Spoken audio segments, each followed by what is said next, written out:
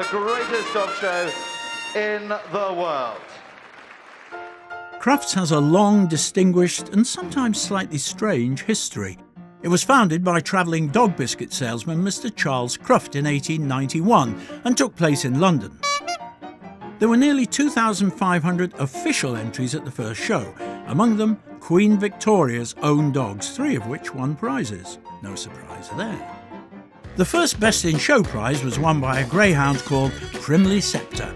The 1930s were a dynamic decade for the show, with the first female owner taking Best in Show, while the ever-resourceful Charles Crufts celebrated the show's Golden Jubilee 5 years early, in 1936. Cruft's Great Show at Islington, this year with 9,000 entries.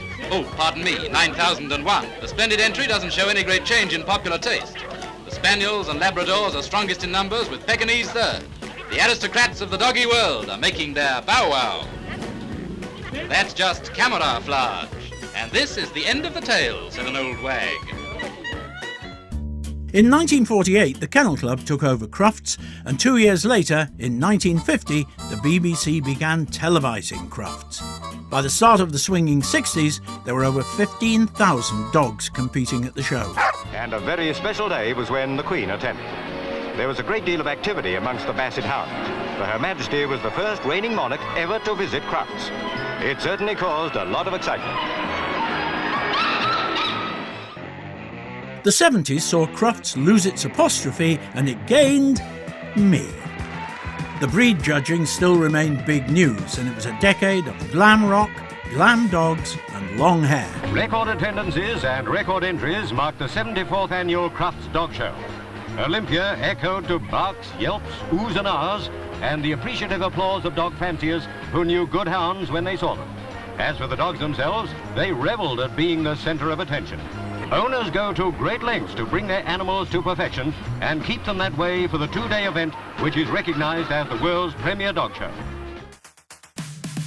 The 80s was a decade of even bigger hair, big shoulders and an ever bigger show. It was the time when agility first went into competition, and at the end of the decade, over 110,000 people visited Crufts.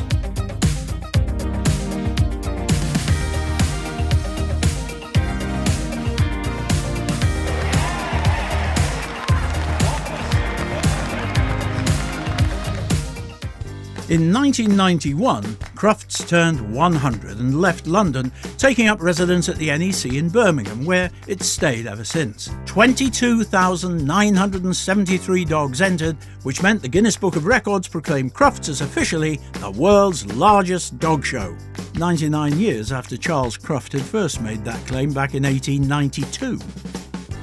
The 90s and the noughties saw firsts from events and performers that rapidly established themselves as firm favourites with Crufts fans, including Flyball, the Discover Dogs area, Rescue Dog Agility, the Southern Golden Retrievers display team, and Mary Ray's heel work to music. Her routine became one of the most popular parts of the show.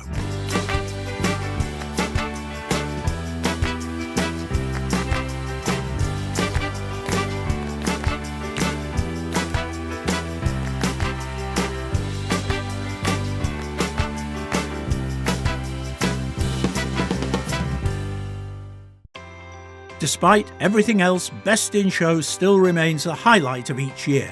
There have been 78 winners in total, with the Cocker Spaniels being in the lead with 7 wins. And would you believe 6 of those wins were with the same breeder, followed by Standard Poodles, Welsh Terriers with 4 wins each, and the Labrador Retrievers, Greyhounds and English Setters have 3 wins.